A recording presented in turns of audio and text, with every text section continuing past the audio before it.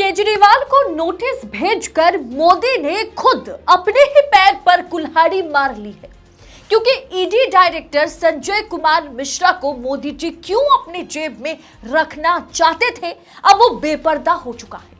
Supreme court में जिस संजय मिश्रा के लिए सरकार लड़ रही थी, वही संजय मिश्रा रिटायरमेंट से पहले वो सारा काम करके गए जिसके तहत अब एक के बाद एक विपक्षी नेताओं की, मुख्यमंत्रियों की गिरफ्तारी होगी। लेकिन देश के आगे, सुप्रीम कोर्ट के आगे मोदी सरकार की ये ईडी वाला खेल पूरी तरह से बेपर्दा हो चुका है। तो पूरा मामला मैं आपको बताऊंगी, तो वीडियो को अंत तक जरूर देखिएगा। नमस्कार, स्वागत है आप सभी का देश नीति पर।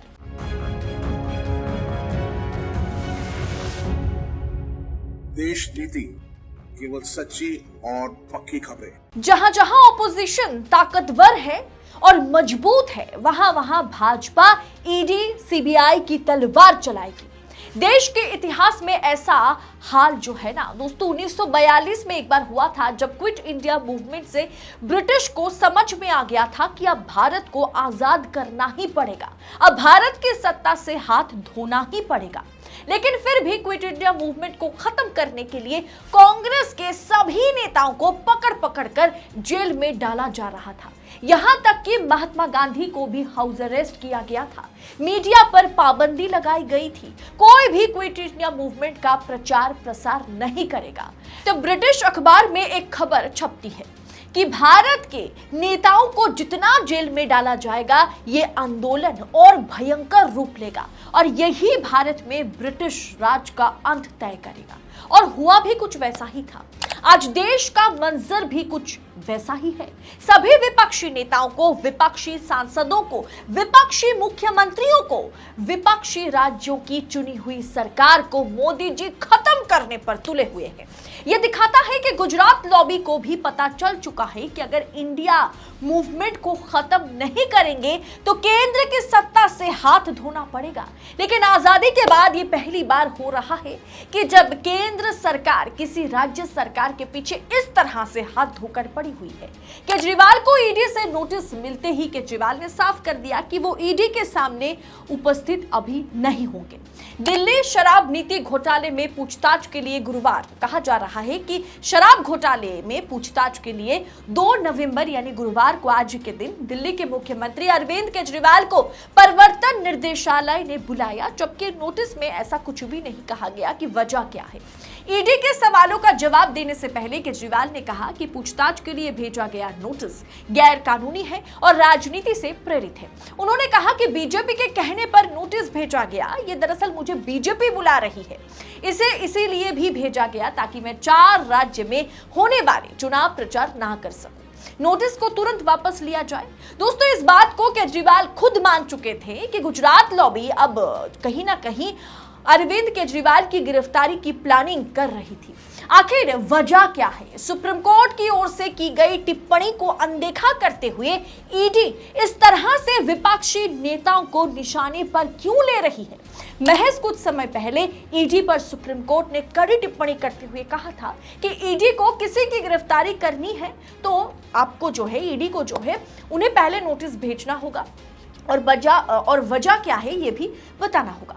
सुप्रीम कोर्ट ने प्रवर्तन निर्देशालय यानी ईडी को नसीहत देते हुए यह भी कहा था कि किसी भी मामले में बदला लेने जैसी कार्रवाई ना की जाए। कोर्ट ने सख्त होते हुए कहा था कि जांच की प्रक्रिया पारदर्शी और निष्पक्ष होनी चाहिए। लेकिन बावजूद इसके ईडी ने जो नोटिस केजरीवाल को सर्व किया, उसमें कोई भी वजह नहीं बताई गई कि केजरीवाल को आखिर किस वजह से बुलाया गया। नोटिस में स्पष्ट नहीं है कि केजरीवाल को गवाह के तौर पर बुलाया जा रहा है या फिर आरोपी के तौर पर, या ये साफ नहीं किया गया कि केजरीवाल व्यक्तिगत रूप से वहां पर पहुंचेंगे या उन्हें व्यक्तिगत रूप से बाकायदा अरविंद केजरीवाल के तौर पर जाना है या मुख्यमंत्री के तौर पर उन्हें पेश किया जा रहा है या फिर आम आदमी पार्टी के चीफ के तौर पर उन्हें बुलाया जा रहा है। ऐसा कुछ भी वजह जो है ईडी के नोटिस में जो है साफ नहीं था। सोचिए, जिस ईडी पर सुप्रीम कोर्ट ने साफ साफ कह दिया कि आपको किसी की गिरफ्तारी या किसी से पूछताछ के लिए वजह डिटेल में बतानी होगी, सुप्रीम कोर्ट के आदेश को पूरी तरह से इग्नोर करते हुए ईडी ने बिना वजह बताए एक सिटिंग चीफ मिनिस्टर को नोटिस भेज दिया। दरअसल मोदी और शाह को आगामी चुनावों में हार का डर ना सता रहा है। इंडिया अलायंस को भाजपा तोड़ना चाहती है, इसीलिए राडर पर जो है ना, सिर्फ केजरीवाल ही नहीं, ईडी के राडर पर अब 3 और मुख्यमंत्री है जिसे गुजरात लॉबी खत्म करना चाहती है। झारखंड सीएम हेमंत सोरेन है, जिसके साथ भाजपा एक तरह से गठबंधन बनाना चाहती थी, लेकिन हेमंत सोरेन जो है वो बिल्कुल ऑपोजिट काम करते हुए नजर आए। वो एकदम एक तरह से कांग्रेस के साथ जुड़ते चले गए, वो इंडिया अलायंस का हिस्सा बन गए। तो झारखंड सीएम जो है उस पर अब ईडी शिकंजा कस रही है, उन्हें लगातार 5 से 6 नोटिस भेजे गए। छत्तीसगढ़ सीएम भूपेश बघेल भी इस लिस्ट में शामिल है और बंगाल में ममता बनर्जी की सरकार, उनकी एक एक मंत्री को ना किसी स्कैम में जेल में डाला जा रहा है। बंगाल में ममता पर सीधा हमला मोदी शाह नहीं कर सकते, क्योंकि ममता के खिलाफ इस तरह की कोई स्कैम या कोई करप्शन के चार्जेस है नहीं। इसीलिए ममता बनर्जी के भतीजे और ममता बनर्जी का एकमात्र उत्तराधिकार अभिषेक बनर्जी पर ईडी की नजर है।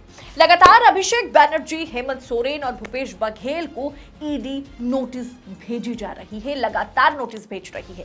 और इधर दिल्ली में लोकप्रिय नेता मनीष सिसोदिया, संजय सिंह की गिरफ्तारी के बाद अब अरविंद केजरीवाल की गिरफ्तारी की पूरी प्लानिंग जो है बना ली गई है। लेकिन ये गिरफ्तारी, ये कार्रवाई साफ साफ संकेत है कि भाजपा का हाल, मोदी शाह का हाल बेहाल है।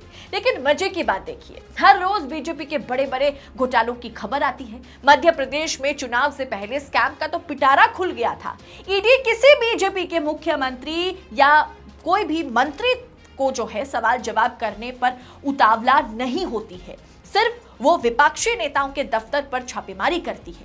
केंद्र में सरकार पर कैग ने खुद करप्शन स्कैम्स के आरोप लगाए, पर हुआ क्या?